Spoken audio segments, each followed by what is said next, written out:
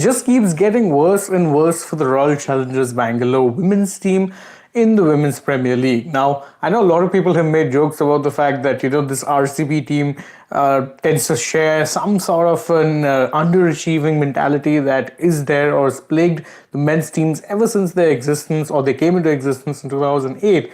And whilst truth be told, they're very separate entities because they're two very different teams consisting of two very different sets of players, it's hard to escape the feeling at this point that RCB are very much going down, or RCB women's, I may add, very much going down the same route that the RCB men's have. That is, despite the fact that they have a very, very good side, at least on paper, they just seem to struggle to get results. I mean, this is now the fourth straight loss on the trot for RCB, and truth be told, we'll go over the result in a bit, or rather the match, how it is, but I mean, how the match played out. But it is important to note just how damning this is for their chances of making the playoffs. Now, you know that, of course, in a 5-team tournament that's going to be round robin, that means each team plays 8 games. If you've lost half of your matches, you're pretty much at this point doomed to not be making the top 3. I mean, even if you do make the top 3, what's the guarantee that you win the eliminator? So, not the best of times for RCB. They've now lost 4 out of their 4 games. They're yet to get a win, by the way, in the WPL. So it's not even like they've lost some close games or anything. The last 2 games that they have faced up have been total hammerings. This one even more so. But all it's done now, this particular match, it was must win for them. And what it's done more than anything else is prove that, well, it's pretty much game over as far as their playoff hopes are concerned. Because if you look at how it is the table looks for them right now, it makes a pretty bleak reading, to put it politely. They're last. They've played 4 matches. They're rock bottom, the only team that has yet to actually get a win so far in this particular edition of the WPL. Even remember, they had the Gujarat Giants had in fact beaten RCB in the match of 2 teams that hadn't yet got in fact a victory. And Gujarat Giants have gotten on the mark. RCB, on the other hand, still very much struggling to get on that, to get on the points both. They're nowhere there. And what's worse is, if they have to finish in the top 3, if they have to get 8 points, they'd have to get, they'd have to ensure that other teams also will lose out. They're going to be reliant on results. And what's more is they'll need let's say they'll need 4 absolute hammerings. And truth be told, this side does not inspire that much confidence in terms of them getting results that big. At least to me, they don't inspire that much confidence. Because again, even if you watch today's, match, if you watch today's match, you would have noticed that RCB made a pretty decent start. First 8 overs after batting first, they were 78 for no loss. I mean, you at that point you're thinking, 72 for no loss. Sorry, that means you're going a run rate of 9 and over, 9 wickets in hand. You should be targeting 200 runs.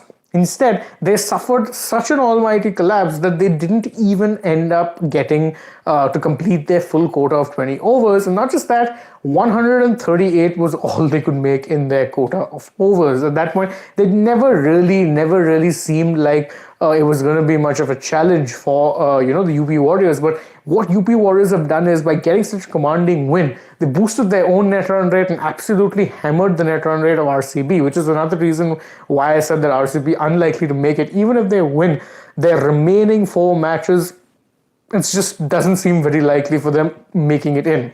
UP Warriorz, though, still very much in with a chance. Remember, it's just a case of them making it to the top 3. Top 3 is important because here you'll have 1 playoff and then the final. So top 3 for UP Warriorz does seem to be a realistic goal at this point.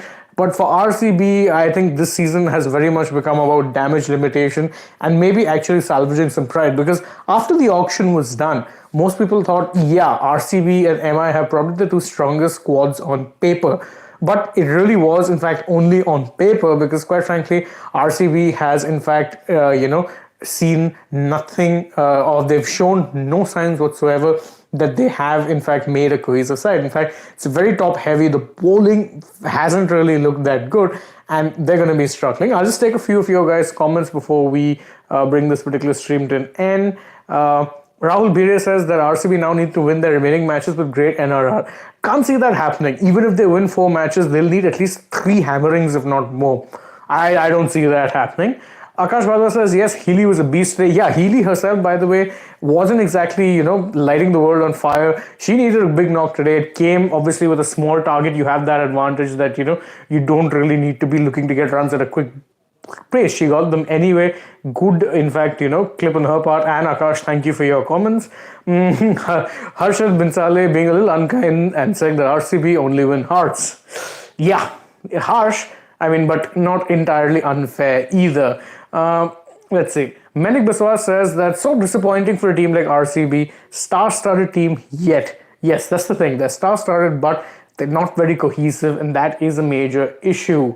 Menik Baswa says, I watched all the matches, they were always clueless. You know what, Menik, I tend to agree with you. I think a lot of questions need to be asked about the kind of captaincy that we've seen from Smriti Mandhana, because hasn't been all that inspiring. It's been very one note. In fact, as Suri points out in the comments, this bizarre captaincy and no cohesion.